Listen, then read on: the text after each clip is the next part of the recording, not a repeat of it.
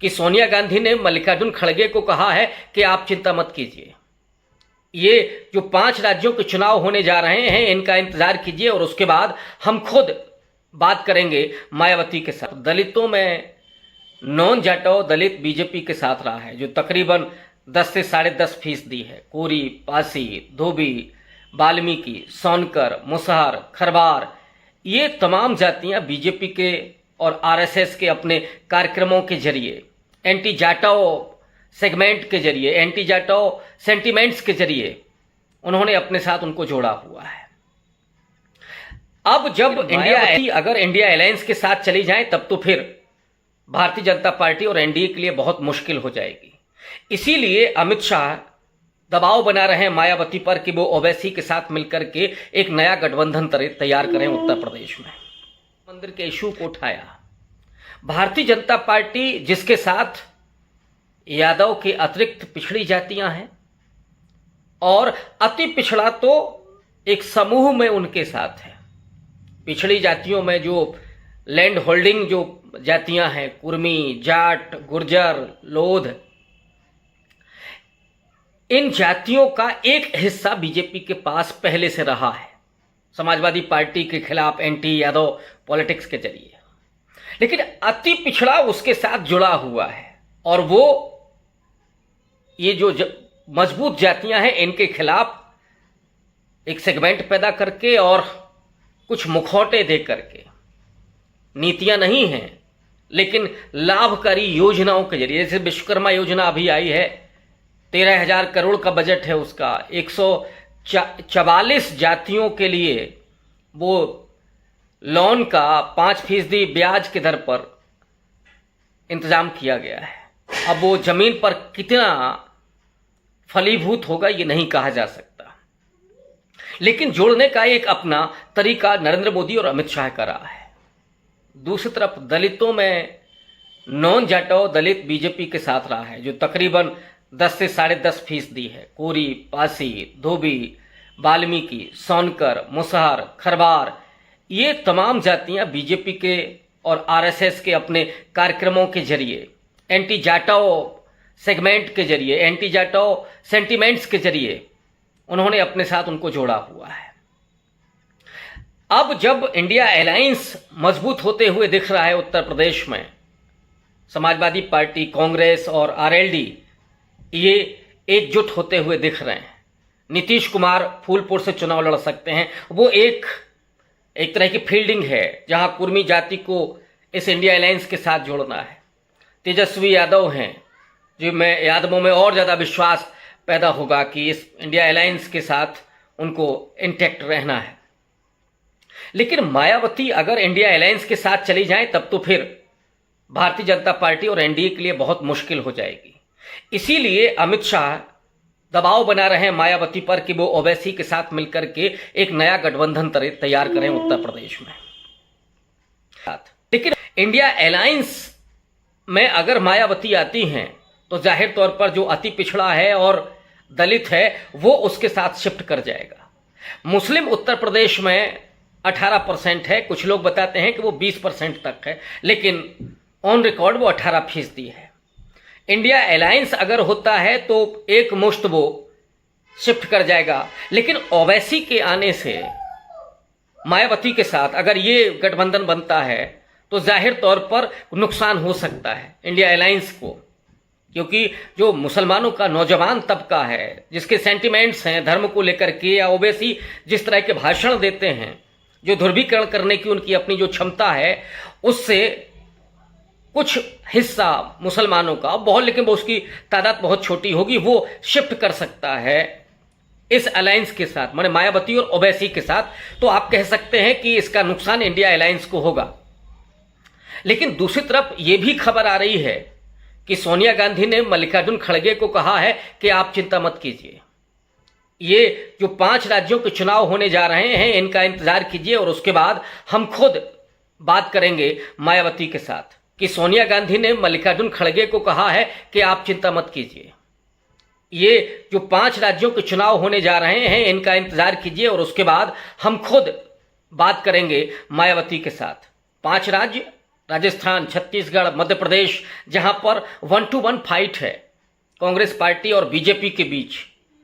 और अभी जो सर्वे आ रहे हैं, खुद आरएसएस के अपने सर्वे हैं, वो इन तीनों राज्यों में कांग्रेस का पलड़ा भारी दिखा रहे हैं।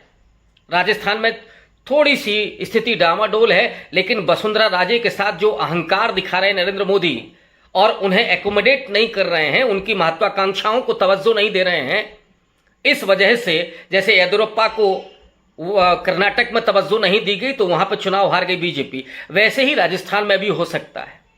तो इन 3 राज्यों में अगर बीजेपी चुनाव हारती है, मिजोरम तो अमित शाह जा ही नहीं सकते, बड़ा मुश्किल है। जो हुआ मणिपुर में कुकी और मैतेई समुदाय के बीच, जहां मिजोरम के लोग नाराज हैं, तो वहां पे नरेंद्र मोदी और अमित शाह की हो सकता है कि रैलियां ही ना हो सके। और तेलंगाना में तो अब जो फाइट है वो वीआरएस यानी पुराना टीआरएस और कांग्रेस के बीच दिखाई पड़ रही है। बीजेपी वहां पृष्ठभूमि में है, वो तीसरे नंबर की पार्टी बन गई है। तो ये जो 5 राज्यों के चुनाव हैं, जिसमें सीधे तौर पर फायदा कांग्रेस पार्टी को दिख रहा है, बीजेपी बैकफुट पर जाते हुए दिख रही है। और रिजल्ट भी अगर इसी तरह का आता है, 3-4 राज्यों में बीजेपी हारती है चुनाव, तो उसके बाद क्या अमित शाह के दबाव में मायावती आएंगी?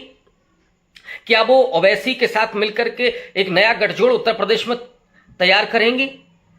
लेकिन सोनिया ने जो जिस तरह की बात कही है कि वो बात करेंगी मायावती के साथ, और हम लोग जानते हैं कि मायावती अगर किसी की बात को सबसे ज्यादा तवज्जो देती हैं भारत की राजनीति में, किसी का एहतराम करती हैं, किसी का सम्मान करती हैं सबसे ज्यादा, तो वो सोनिया गांधी हैं।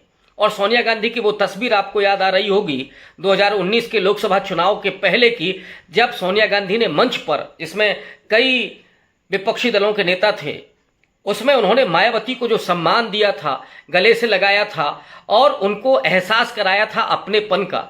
जिस तस्वीर को इस देश के सभी दलितों ने देखा था, तो निश्चित तौर पर सोनिया गांधी की बातचीत मायावती के साथ वो कामयाब हो सकती है।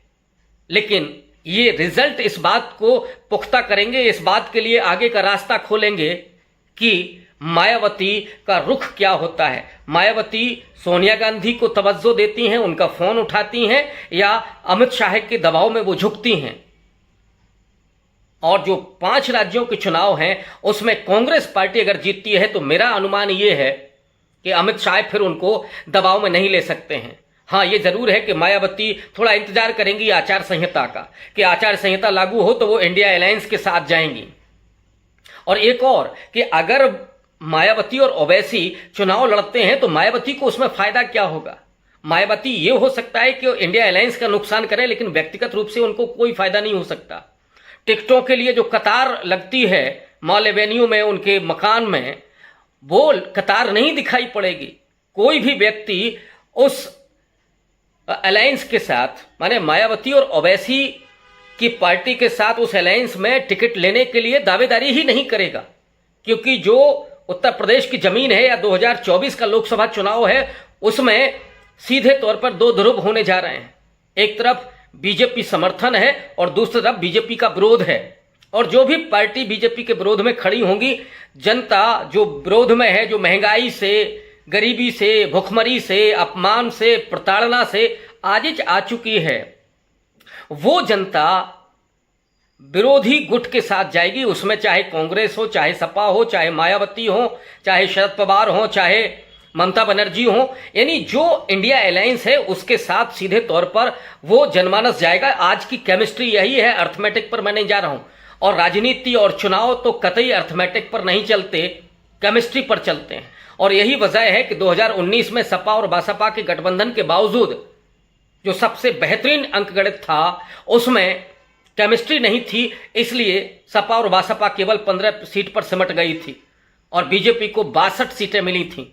अब जो मंसूबा है अमित शाह का कि हम 80 में से 80 सीटें जीतें, और उसी के लिए वो मायावती और ओवैसी को एक साथ ला करके इंडिया अलायंस को कमजोर करना चाहते हैं। लेकिन 5 राज्यों में अगर भारतीय जनता पार्टी कमजोर होती है तो मायावती शिफ्ट करेंगी इंडिया अलायंस के साथ, उन्हें कोई डर नहीं होगा। अभी जो डर मायावती को दिखता है, जो मैं अनुमान करता हूं, वो है उनकी संपत्ति सीज होने का।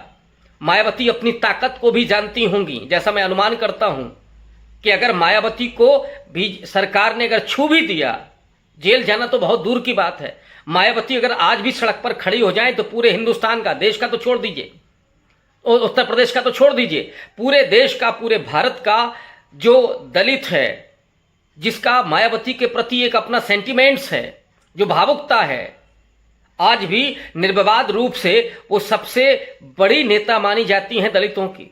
भले ही उनकी आलोचना होती हो, भले ही उनके प्रति लोगों में अब उतना विश्वास न रह गया हो, लेकिन जो भावनात्मकता है, जो भावनात्मक रिश्ते मायावती के साथ हैं, वो आज भी जुड़े हुए हैं। इसलिए मायावती को छूना बर के छत्ते में हाथ देना होगा। ये गलती कभी भी नरेंद्र मोदी और अमित शाह नहीं करेंगे। हाँ, स्ट्रेटजी उनकी होगी कि इस अलायंस के साथ, इंडिया अलायंस से कैसे उनको दूर रखा जाए। लेकिन जो मुझे लगता है कि सारा कुछ दारोमदार 5 राज्यों के चुनाव पर होगा, उनके नतीजों पर होगा, और अगर नतीजे कांग्रेस के पक्ष में जाते हैं, इंडिया अलायंस के पक्ष में जाते हैं, तो फिर मायावती भी इंडिया अलायंस के साथ खड़ी होती हुई दिखाई देंगी। वो अमित शाह के उस डर में, अमित शाह की उस धमकी में, अमित शाह की उस स्ट्रेटजी में नहीं आने वाली कि जिसमें ओवैसी के साथ जाकर के उन्हें इंडिया अलायंस का नुकसान करना है। ऐसा मैं नहीं देखता हूं व्यक्तिगत तौर पर। आज के लिए बस इतना ही, बहुत शुक्रिया। मायावती अगर इंडिया अलायंस के साथ चली जाए तब तो फिर भारतीय जनता पार्टी और एनडीए के लिए बहुत मुश्किल हो जाएगी। इसीलिए अमित शाह दबाव बना रहे हैं मायावती पर कि वो ओवैसी के साथ मिलकर के एक नया गठबंधन तैयार करें उत्तर प्रदेश में। बहुजन विचारधारा को घर घर तक पहुंचाने के लिए हमारे YouTube चैनल को सब्सक्राइब करें, लाइक करें, कमेंट करें, शेयर करें और बेल आइकन की घंटी दबाना ना भूलें।